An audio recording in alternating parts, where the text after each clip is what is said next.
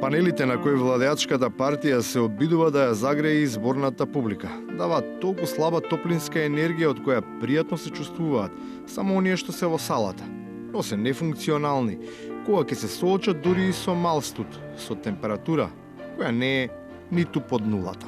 Еве во името на сите жени кои што имаат раководни позиции, што тоа значи конкретни проекти што се реализираат од жените за целото општество? Во моментов во Република Македонија има 42 општини кои немаат матичен гинеколог. Едноставно, прашањето и одговорот се содржи во првиот човек на партијата, во лидерот на ДПМН, господинот Никола Груевски. Зошто? Едноставно е, човекот има доверба. 400.000 жени во Македонија немаат свој матичен гинеколог. Оваа бројка е алармантна, сметаат од Сдруженијето на приватни лекари. Таа бајка која си ја раскажуваат меѓу себе, уверувајќи се дека сета вистина е собрана во нивните зборови, изгледа потполно неусогласена со онаа за која говорат сите кои се надвор од нивниот нереален свет. Оние кои што ги чувствуваат последиците од таа некореспондентна реторика. Ниедна шарена револуција, ниеден пленум нема да не обесхрабри и да не излаже како Унија на млади сили да престанеме да работиме. Секој трети ден по 3 автобуса. Мислам од нашата компанија. А плюс другите компании што имат нагласе бега народ.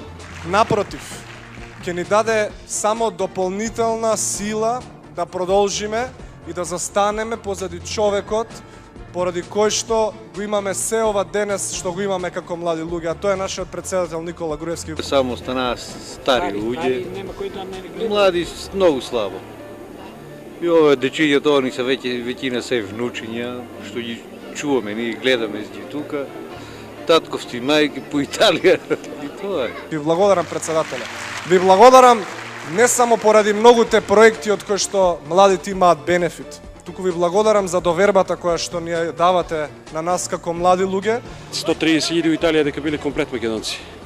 Тие се званични бројки од, мислам, од државата. Тоа е нашиот председател Никола Груевски. Ви благодарам председателе.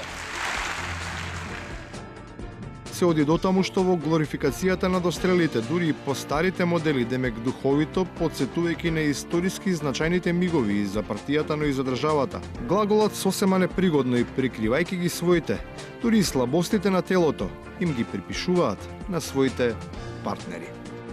Во сред говор ја не можев да издржам повеќе, веројатно од страв, веројатно од стрес. И така од страв застанав во сред говор и стана една неверојатна тишина.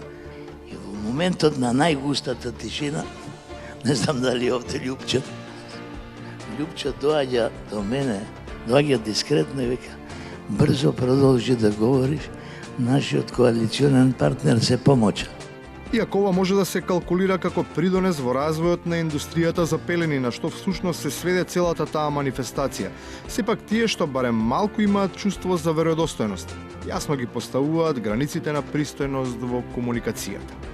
Не ли им е јасно на партијеве, на лидериве, дека веќе народот е заморен со оваа работа, да ви кажам право. И исцрпен, лефтаргичен, му дошло, да не бидам вулгарен, но му дошло преку таквото, да ви кажам искрено, од овие глупости веќе.